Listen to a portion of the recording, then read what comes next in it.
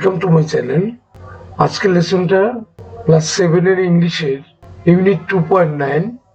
দেখো কি বলছে, in pairs groups read the following text and write the antonyms of the underlined words using appropriate prefixes in the given table.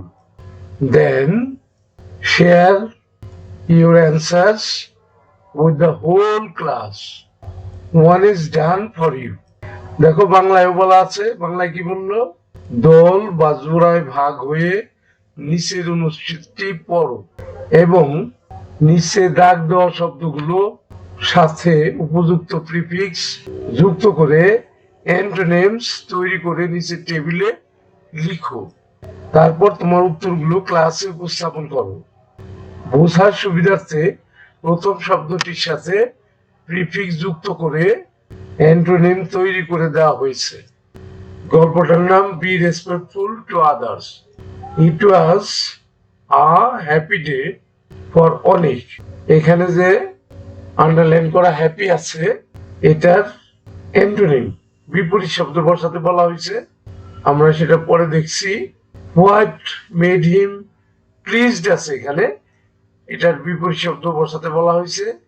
As his mother had been charging her mobile phone after 30 minutes she noticed the charger was connected, অর্থাৎ এটার বিপরীত শব্দ বসাতে বলা হয়েছে, অর্থাৎ antonym বসাতে বলা হয়েছে।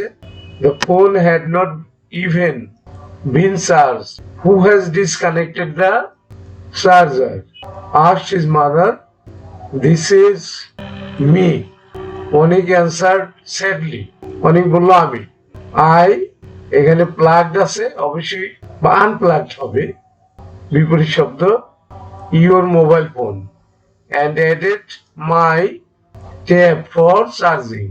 তোমার মোবাইল ফোনটা রেখে আমি আমার ট্যাবটা চার্জে দিছি। অনেক বলল।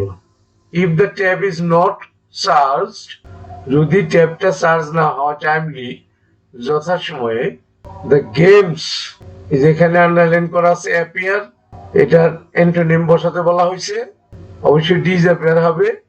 দিস ইজ, এটা আছে ফেয়ার, এটাকেও বিপরীত শব্দ বানাতে হবে, আনফেয়ার হবে। অনেক his mother added my son don't, এখানে হবে আছে দ্য রুল, এখানে অবশ্যই ডিসঅ্যাপে হবে।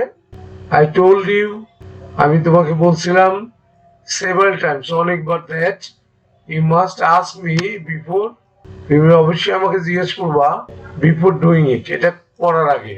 বিসাইড, তাছাড়াও অ্যান ইলেকট্রিক চার্জার, একটা বৈদ্যুতিক charger should be handle carefully, খুব সতর্কতার সাথে সেটা কাজ করতে হয়।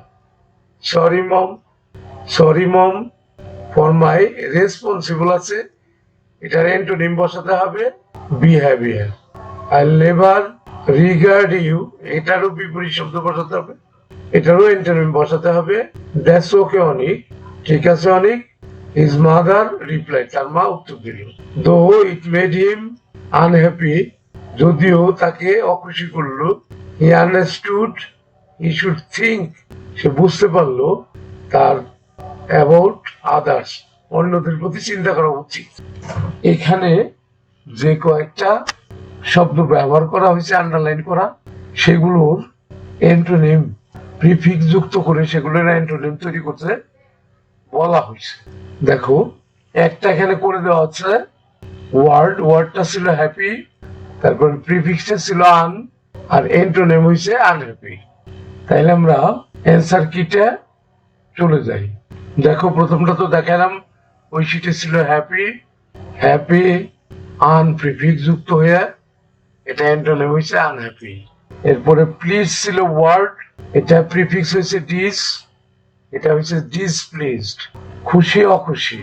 কানেক্টেড সংযুক্ত করা, এটা ডিস, প্রিফিক্স ডিসকানেক্টেড, বিচ্ছিন্ন করা।